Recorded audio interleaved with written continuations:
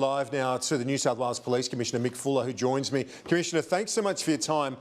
Now, we've seen the images of the police officers enforcing the new rules for obvious reasons. We are facing a health pandemic. That's the situation. I want to start, though, with your sense of overall. Are people listening?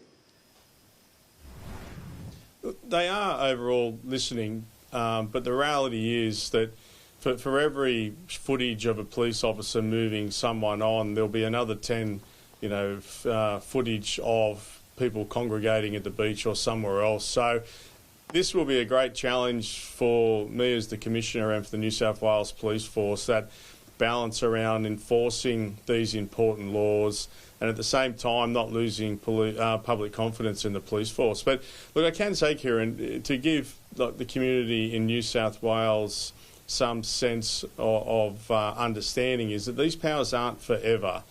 And I've had this all checked legally since my interview this morning, and they do turn off 90 days after they have been enacted by the Health Minister. So could I just say that in terms of people who are out there who are following the rules, I thank you, and the Premier thanks you. And for those who are not, is that police will engage you sensibly. And we really are looking for community support in relation to this. Yeah, it's a very difficult situation that you and your thousands of officers face, and you've copped flack. But the fact is, we are facing an unprecedented health pandemic in this country, and you've been given rules to basically enforce. Obviously, they're very unusual rules, not the sort of thing you normally do, but it has to happen. It does have to happen, and look, the president of the US came out today on the White House and said you can expect up to 250,000 Americans will die from coronavirus. I mean, I think because we haven't had the mortality rates at this stage in Australia, that people are still pretty relaxed about it. I think both the federal and the state government have done a great job. This is something that we haven't seen before in our time, and there's been a sensible escalation. People aren't making this up on the run. But there are new rules to deal with a global pandemic. And as you said in your earlier answer, it's not some permanent breach of civil liberties. It's got a sunset clause. This expires in 90 days, doesn't it? Unless it's renewed if the crisis worsens. Look, absolutely. And if we're flattened and we stay flattened, I'll be the first person to say let's leave them off, and we've done such a great job. There's been plenty of messaging. People can't say the message is not out there. The issue around exercise at the moment is a bit of a vexed one, and I'm getting lots of calls around what's exercise, and that'll be the challenge for me for the next 24 hours. And I accept that, and I've got to deal with it. What is exercise? You're balancing people's mental health, their physical health, and the bottom line is that the economy will become a greater discussion, Kieran, over the coming weeks. If this continues to flatten, we'll be talking more about what impact is this having on the economy in a negative perspective. So this will continue to evolve.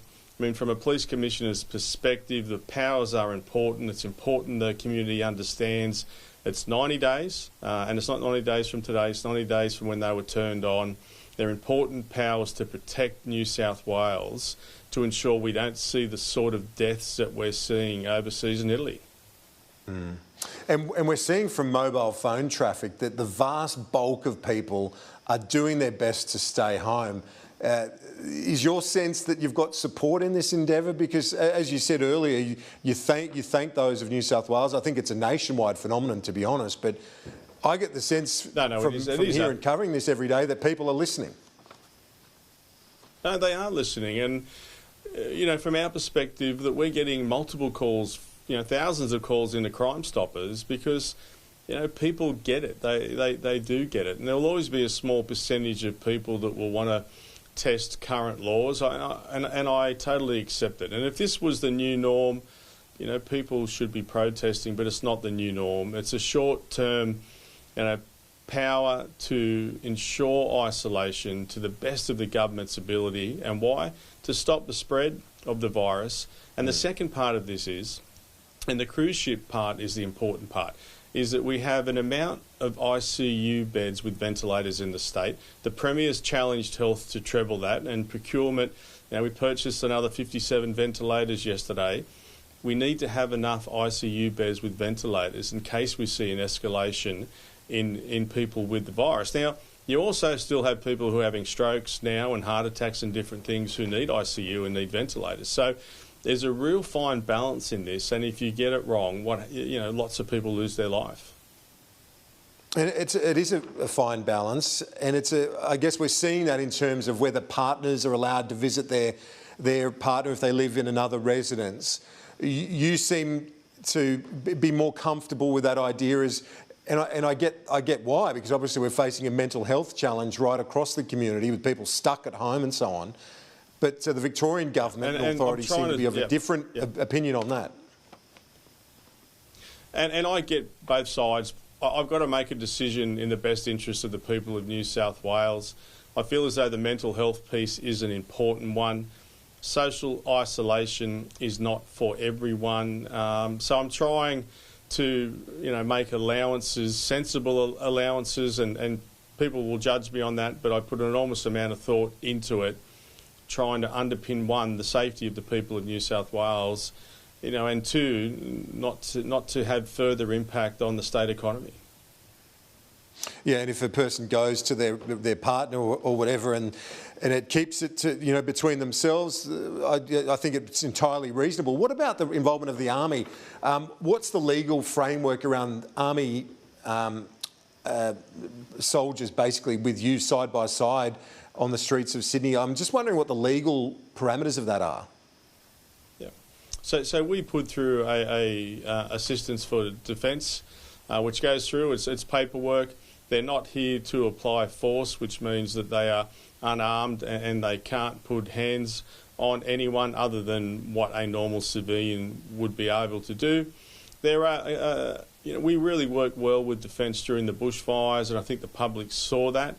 I see the baggy greens on the street, and I think it's a positive thing from my perspective.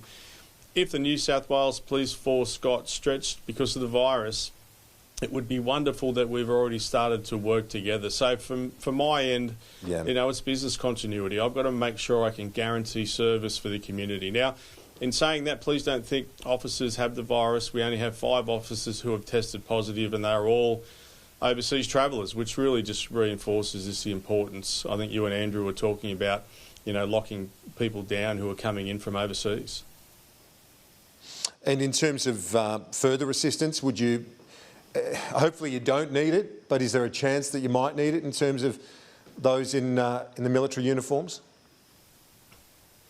Look, not at this stage. We are safe. The streets are safe. Crime is not up. We look at this every day, and we're seeing some examples of poor behaviour, but they're a minority. So we are safe, and I think the sooner we listen to the message around the isolation, is that we keep this flat and we keep our ICU beds, particularly with ventilators, as many available as possible. I think the sooner you'll see the Premier start to bring us out of this. And what's the latest on the cruise ships? Just finally, if you can give us an update on that. I know you've been very clear in terms of your message to those on board those ships. They need to go back to their home ports. What's happening on that? Yeah, look, we are working well with most of the companies. One of the ships left last night at 9:30 p.m. They're allowed to refuel and restock, and we're working on a plan with the other ships. And I will say, anyone who needs medical assistance has been taken off. There's been 3 pregnant women who of course I allowed to leave, and there's been Australians who have thrown their hand up, and as they do, we take them off the ship. We're in constant contact through the Ports Authority and through a superintendent who has the lead on my behalf. It's a coordinated operation. We hope that diplomacy will win us over, and at the end of the day, we'll continue to work with them. Again, these are big decisions, but if I let thousands and thousands of people off these ships into Sydney, that could destroy all the great work that our health people have done to get us to this point. Yeah, okay. And before you go, I know you're busy. What's your message to those that say the police force has been too heavy-handed? Look, I'll always accept the criticism, but give the criticism to me, not the police who have a difficult job. Like, I'm in charge of the police force. I'm the one that agrees to the powers. I'm the one that sends out the messaging. You know, I'm the one who should take the flak. The police are on the ground just trying to deliver a message around safety. So people won't be happy with it. Footage will emerge, I guess, every day of either someone being moved on who's unhappy, someone getting a ticket who's unhappy, or parks where there are people gathering that aren't in line with the legislation. And Kieran, I'm just going to have to face this daily and just know that I'm making, you know, the community know that I'm making decisions in the best interest of the 7.5 million people of New South Wales.